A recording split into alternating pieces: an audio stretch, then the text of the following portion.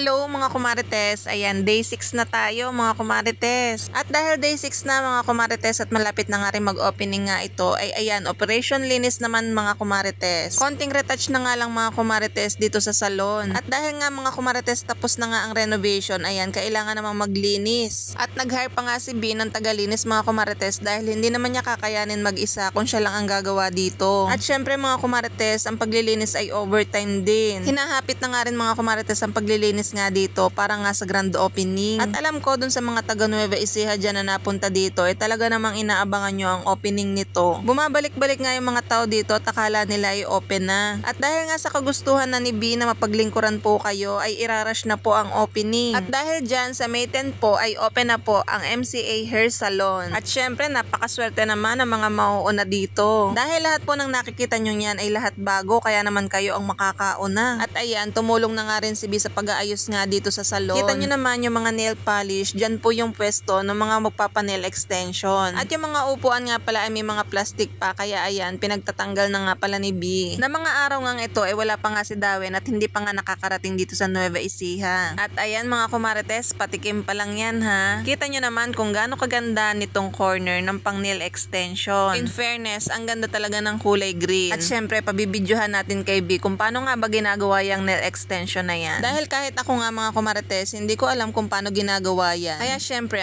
curious din ako. At napakagaganda ng mga nail polish, tingnan nyo naman. So mga kumarites, pasilip pa lang yan ha. Sayang nga lang talaga at wala nga pala nito sa San Pablo. Pero malay nyo naman, magkaroon ng branch dito. Huy! Ayan, ito nga pala yung mga beads na ginagamit nga din sa pang nail extension. Nakakatuwa at nakakahanga naman talaga. Kahit si Mother, Diyos me, yung Marimar, inaabangan talaga yung upload ko kung ano nang mangyayari dito sa salon. And ayan, fast forward na mga kumarites na andito na nga pala si Darwin. At ayan, ginawa na niya nga itong cabinet. Bali, ang cabinet na yan mga kumarites, ilalagay ni B sa office yan. Bali, busy na nga sila ngayon mga kumarites. Dahil nga doon sa stock room nila, nag-uumpisa na nga rin silang maglagay ng mga stock. At syempre, yung mga staff ni B panigurado, nagre-ready na din sa grand opening. At syempre, hindi pwedeng hindi sila magpapakilala sa vlog na to. Para kasi doon sa mga customer na nagustuhan yung gawa nila, pagbalik nila, sila pa rin yung hahanapin. Kaya hindi pwedeng hindi kayo magpapakilala ha. Promotional video talaga to mga kumarites. Charot. At ayan, natapos na nga ni Darwin na i-assemble itong cabinet. At isa-isa na nga rin dumating yung maliliit na upuan. Ang ganda talaga ng kulay green no mga kumarites. At dito naman mga kumarites sa likod ng salon ay ayan si Darwin. Busy sa pagkakabit nga nitong kanilang tarpaulin. O diba mga kumarites, kesa iupa pa, si Darwin naman lahat naman nan kayang gawin. Pagsasayaw lang ng lasing ang hindi kaya. Charot. At ayan mga kumarites, tapos na nga gawin at ikakabit na nga dito sa may labas. At yan, syempre malapit na